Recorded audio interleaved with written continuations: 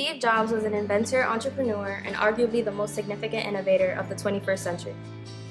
Jobs is most widely known as the co-founder of Apple Inc. And with determination and a can-do attitude, Jobs maintained an incredibly influential career.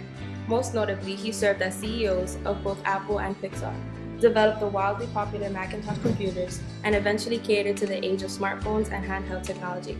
He succumbed to pancreatic cancer in 2011, but his influence in the field of media and technology lives on to this day. Steve Jobs was born on February 24, 1955 in San Francisco, California, to Abdul Fattah John Dali and Joanne Carol Schiebel. But due to family complications, Jobs was put up for adoption at birth. His adoptive father, Paul Jobs, was instrumental in encouraging Steve's fascination with electronics, as the two often tinkered with household items like the radio and the TV. In high school, Jobs' friend, Bill Fernandez, introduced him to his neighbor, Steve Wozniak. The two were computer nerds who bonded over their love for electronics, and they even developed a small computer board aptly named the Cream Soda Computer. Jobs attended Reed College in Portland, Oregon for a mere 6 months, and in the early 1970s, he worked as a technician for Atari Inc. in California. Seeking spiritual enlightenment, Jobs traveled to India with a friend, where he picked up Zen Buddhism and experimented with psychedelic drugs like LSD. When he returned to the US, Jobs and Wozniak teamed up to develop a circuit board for Atari's game Breakout, and later on developed the Blue Box as a means of manipulating the telephone network.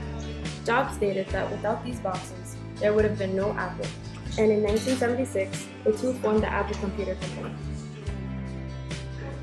In the same year, Wozniak developed the Apple I computer, and it was formed in the garage of Jobs' parents' home.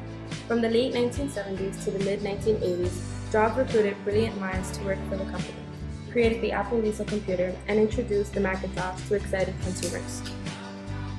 He was described as a powerful but erratic employee, and with a drop in sales combined with corruption concerning then CEO John Sculley, he resigned from Apple in October of 1985.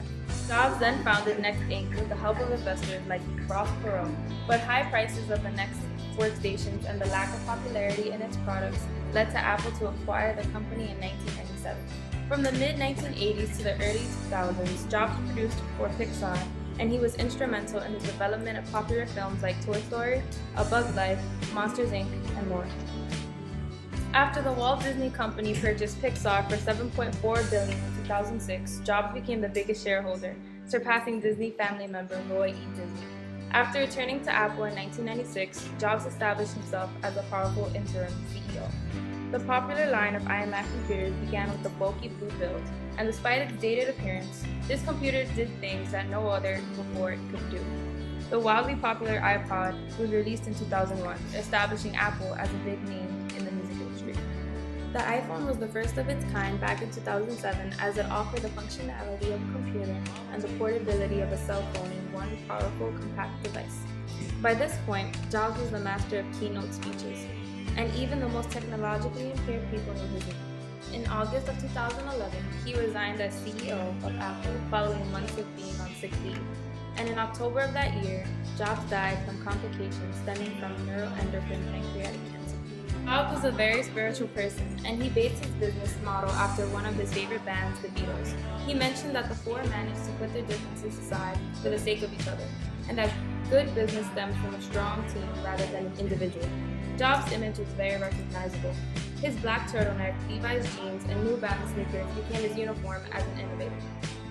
He is also known for his outspoken attitude and clever remarks, as he notoriously avoided California license plate laws and criticized President Obama for the nation's lack of software engineers. Although his philanthropy isn't that of billionaires like Bill Gates, Jobs has contributed to programs like Project Red and the Global Fund. Jobs' legacy and impact on media in general is incredibly vast. He changed the way we communicate on a great scale. Everything from the apps we use, to the music we play, to the phone we so dearly love, comes from the hard work of one innovative thinker.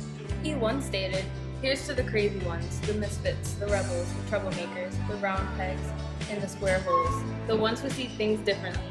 They're not fond of rules.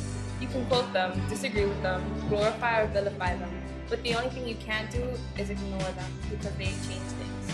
They push the human race forward, and while some may see them as the crazy ones, we see genius, because the ones who are crazy enough to think that they can change the world are the ones who do.